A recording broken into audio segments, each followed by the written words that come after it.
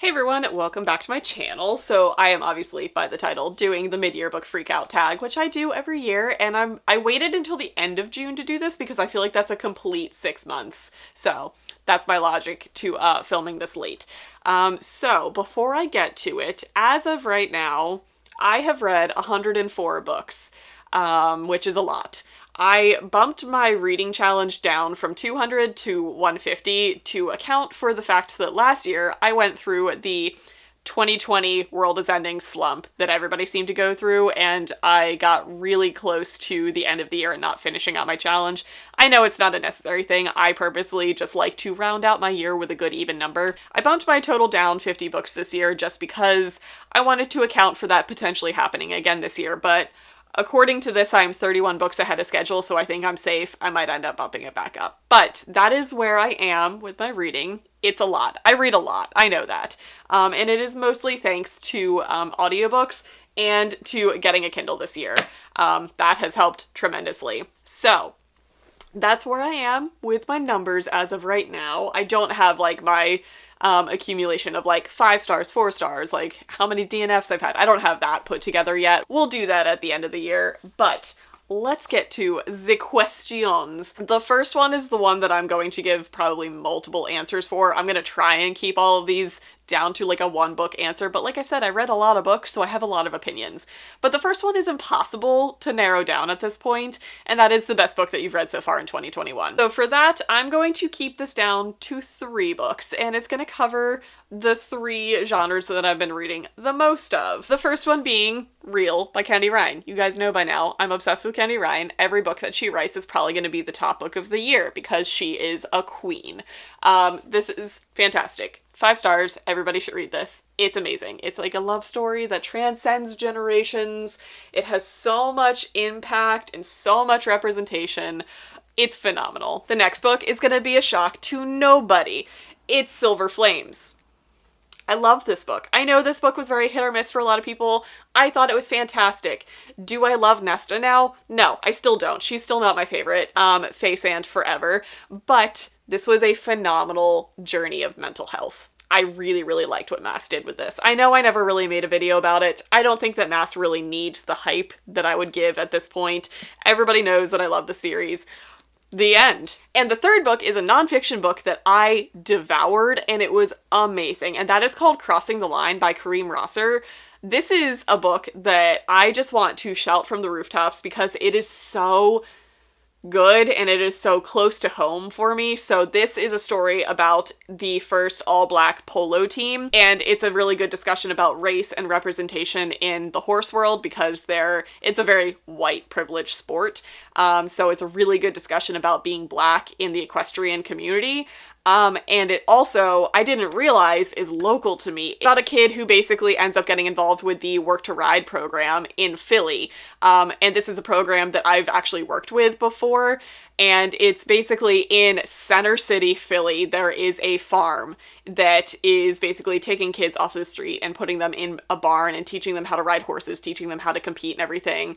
And it's something that just really speaks to my heart just because I am such a horse person and I firmly believe in barn therapy, of doing barn work, working with animals, specifically working with horses. It's really, really beneficial to like your mental health, to the state of the world.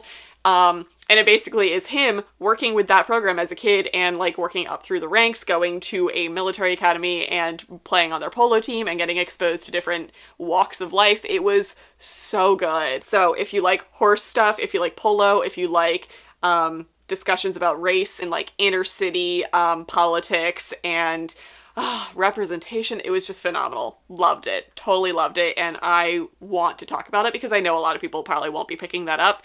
I thought it was phenomenal. Question 2 is best sequel. Oh, I've got a lot of... Okay. I have multiple books actually listed for pretty much all of these questions. Apologies in advance. Best sequel that you've read in 2021. Roommate, which is book 8 of the True North series. Phenomenal. Isn't It Bromantic, which is book 4 of the Bromance Book Club series by Lyssa K. Adams. Loved it. It's the Russian story. Highly recommend. And A Crown of Gilded Bones, which is book 3 of the Flesh and Fire, of the Ash and Blood series.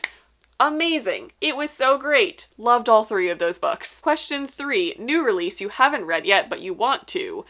For this one, Darling by Kay Ancrum. This is one of my most anticipated books of the year. It just came out this past month. I haven't gotten my copy yet, and that's all that I'm waiting for. I'm so excited. Kay Ancrum is on a completely different level. She is one of the only YA authors that I will auto-buy everything she writes. Her books are just, they're on a different plane than the rest of YA. And this is like a queer Peter Pan modern day retelling. I'm so excited for it. Oh, and book 4 of the Wayfarer series, The Galaxy and the Ground Within by Becky Chambers. I order the UK paperbacks of that, and right now I think it's available, but it's really expensive for some reason. I think it doesn't actually officially release until September in paperback, and those are just the versions that I order from Book Depository. So I'm just kind of waiting for that to get to it, but I'm very excited. I adore the Wayfarer series. Most anticipated release for the second half of the year. I've got a few. Who's shocked? Well Matched by Jen DeLuca, which is the 3rd book in the Renaissance Fair rom-com series that I just adore, and I just got approved for an arc of it, so a reading vlog will be coming soon. A Lesson in Vengeance by Victoria Lee. It's dark academia, it's sapphic. I am so pumped for it. This is a book that I actually found out about early on, in the winter time, possibly before 2021.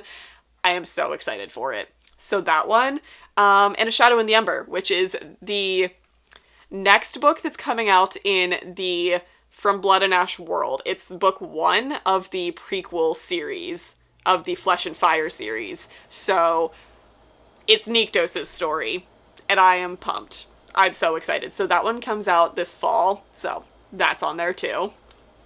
Okay, question 5, biggest disappointment. I apparently have a couple books for this too. Okay, first one being Star Eater.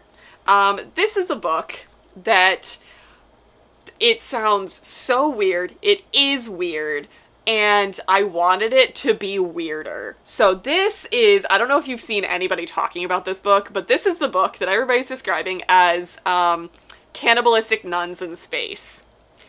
So it is that, but it's not really that, and this is, how do I describe this? This is adult horror, fantasy, dystopian, sci-fi. Those are the genres that I'm gonna toss it in because it's all of those things. I think I'm gonna make a reading update because I've been reading a lot of stuff that I want to talk about, but basically I wanted this book to be more cannibalism and more religion. Did I just utter those words? Yes, I did. I went in expecting this to be really messed up, and it was only a little messed up. I don't know what that says about me as a reader, but I wanted more cannibalism in it. I'm just saying. And it was a lot, and it's one of those books that I think I actually want to revisit a year or two down the line to see if I think differently about it, but as of right now, it was not as good as I wanted it to be. The next book I have is The Sanatorium. This book, I wanted it to be more horror than thriller, and it just turned out to just be a thriller, but it was pitched to be super spooky, and it wasn't spooky. I wasn't creeped out at all in this book. It was one of those books, look at the cover, look at the title. It looks like it's going to be, super horrific. It's set in this sanatorium that has been, abandoned for so many years, and there are mysteries surrounding it, and then a hotel chain comes in and turns it into this, new, modern, minimalist hotel, and then mysterious things start happening, and I was like, ooh, this sounds great, and then it just turned into, a normal human thriller, and I was like, nah. It was disappointing. And this next one is going to be a hot take for you guys. It's kind of 2 books. It's The Stopover and The Takeover by T.L. Swan. I know, the entire smut universe just gasped. I didn't like this. I don't think T.L. Swan is the author for me. I really didn't like the character. Okay, so I read The Stopover and I DNF'd The Takeover. I know, and a lot of people love these books so much. The Stopover, I finished just to see where it was going, but both characters were so toxic. The entire relationship was super unhealthy to the point where I wasn't rooting for them to get together. That's not fun for me. And then The Takeover was just worse. It was following a brother that I thought was going to be the more mature character that I saw in the sidelines of book 1. And he just ended up being even more of a douche canoe than the first one, and I DNF'd it. I know, this is like a very well-loved series right now on Book Talk, and I just really didn't like it. So I was disappointed. Okay, next question. Biggest surprise. Ooh, okay, we're gonna stay in the smut world. Reverse harems. I'm getting into them. I don't know if I should consider this a surprise, but it's just kind of something that I never really thought that I would dabble in, and I am a dabble-in. So I started with the Madison Kate series, and I loved it, and now I've just fallen down the rabbit hole. So this isn't like a specific book that is surprising to me, it's a genre, and that is reverse harem. I mean, why choose? Am I right? So I have that. Oh, and I have a specific book that is separate from that. So that is a genre that is surprising to me, that I'm loving so much. And then one book that took me by surprise that's completely unrelated to reverse harems. Whispers and the Roars by Kay Webster. This book briefly swept through the Book Talk world, and it's a book that I was super intrigued by because every single pitch is saying go in completely blind. Literally don't look up anything about the synopsis, don't read any reviews whatsoever, just experience it blind. And I was like, ooh, intrigue. So I read it.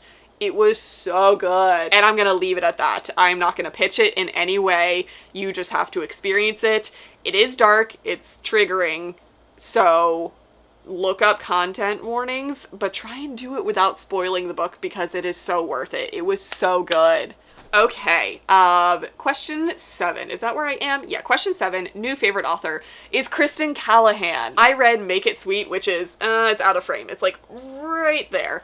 I read Make It Sweet by her with a friend of mine, and we both just were obsessed with it. So I went backwards and I read Dear Enemy, and I just bought the first of the VIP series. She has a Rockstar series that's out. I don't know what it is about her writing. She just covers really good emotions in a really healthy way in her books, and her books are also hilarious. There are really funny scenes. Her characters are super endearing, and she writes in really good real life issues without it feeling overbearing. She covers a lot of things in her books without it seeming like she's just tossing in problems to deal with. And it was just so good. So she's an author that I am going to read her entire backlist and then read everything she writes going forward. So she's a new favorite. Newest fictional crush. Ooh, I need to grab a book real quick. Hades from Neon Gods by Katie Robert. I've been reading Katie Robert for quite some time now, and this is her first mainstream published book, and it was so good. It was so good. She writes phenomenal smut into her books. All of her books are just ooh, they spicy. So I was curious how a mainstream published in Barnes & Noble book would be. It's still smutty, but there is so much more plot, and Hades is just perfection. I love him so much. So Hades, and also Steele from the Madison Kate series. I'm a big fan of him. Ooh, and Dom from Flock. We aren't going to discuss that series in this video, but Dom from Flock was pretty great too. Number 9, newest favorite characters. I have 2. Nico and Mila from One Last Stop, Casey McQuiston's newest release. They are our main characters' roommates, and I adore them. I would read an entire book about just her apartment complex and the people that live there, but Nico and Mila were just gems. I just loved them so much, so I liked them quite a bit. Book that made you cry. Surprisingly, I haven't read many books that are super emotional, or at least ones that hit me really hard. So I'm just gonna go back to this because I did kind of sob through the entire end of this book. Partially just because of my love of this series, and I was just really emotional, but also the whole ending scene of this is pretty intense. So as far as I can tell, I think this is the only book that really made me tear up quite a bit. What is a book that made you happy? I'm gonna go with Broken by Jenny Lawson. This is her newest release. I've been waiting years for her to come out with a new book. Jenny Lawson is one of my favorite human beings, and if you haven't read her books, she also wrote Furiously Happy and Let's Pretend That Never Happened. They're all amazing. All of her books are some of the funniest. I genuinely am laughing out loud. I'm usually have tears streaming down my face because I'm laughing so hard at her books, but also the most hard-hitting about mental health and real life struggles. She just has a really good balance and a really ingenious way of writing it. Her books just make me so incredibly happy. So if you haven't read Broken yet, it's her newest release. It came out this year. It is so good. Also, just follow her. Follow her life. She just opened up a new bookstore. I want to go there. I want to travel to Texas just to go to her bookstore. I loved it. Okay, we're getting down there. Question 12, most beautiful book that you've bought so far. And that has to be hands down The Octonumi, still don't know how to say it. Everybody and their mom has been seeing this book all over Book Talk. It's just stunning. It has like this beautiful like matte cover with like shiny embossing. The edges are black. Look at those page edges. Am I right? Have I read it yet? No. But I am so excited that I literally just own this and I can look at it. It's so exciting. So that will lead me into the final question of this tag. What books do you need to read by the end of the year? I would like to read that one. I have a lot. Ones that I said for the most anticipated releases for the second half, I want to read those. I just bought an astronomical amount of audiobooks during the Audible Prime Day sale, so I have probably like 30 books that I plan on getting to. I want to finish the Green Creek series this year. I also want to get caught up on the Touch of Darkness series this year. I've just got a lot. I've got a lot of things on the docket, so all of the books. I think that's my answer literally every year, is like all of the things that I haven't read yet. So we'll see what I get to. So that is going to be it for this video. As always, I will leave the original creators linked down below. And I hope you guys enjoyed this, and I'll see you guys in my next video.